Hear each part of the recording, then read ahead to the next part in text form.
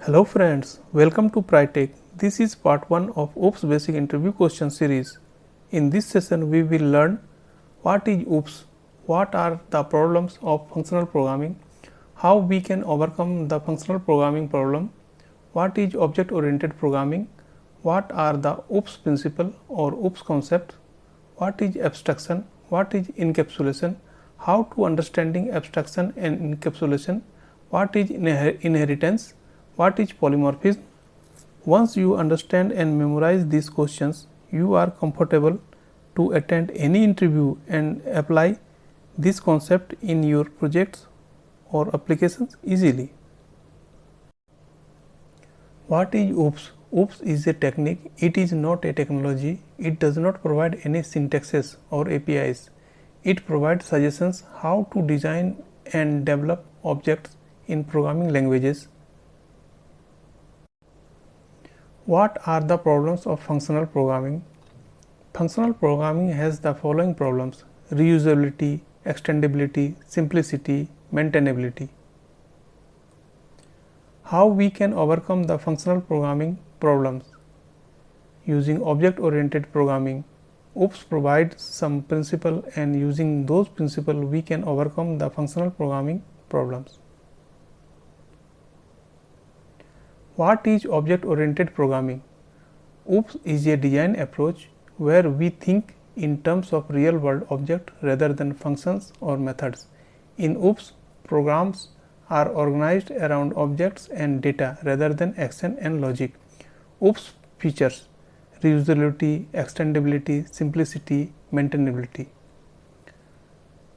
What are the OOPS principles or OOPS concepts? OOPS provide 4 principles. They are encapsulation, inheritance, polymorphism, abstraction. What is abstraction?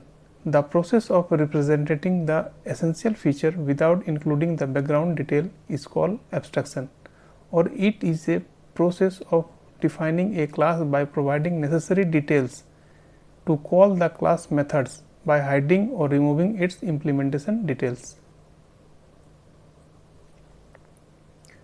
What is encapsulation? Encapsulation is the process of binding the data and functions together into a single unit called class, or it is a process of creating a class by hiding its internal data members from outside the class and accessing these internal data members only through public export method or properties. Data encapsulation is also called data hiding because by using this principle we can hide the internal data from outside the class. Abstraction and encapsulation are related to each other. We can say that abstraction is logical thinking, whereas encapsulation is its physical implementation. What are the main differences between abstraction and encapsulation?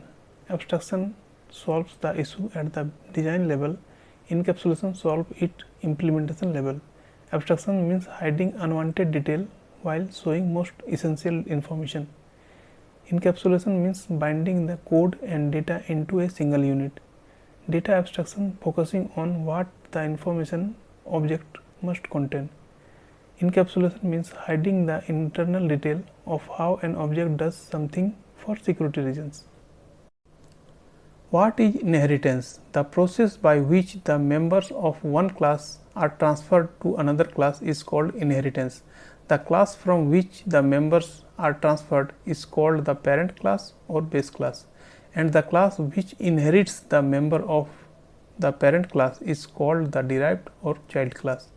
We can achieve code extendability through inheritance. What is polymorphism? Polymorphism. Poly means many and morph means behaviors.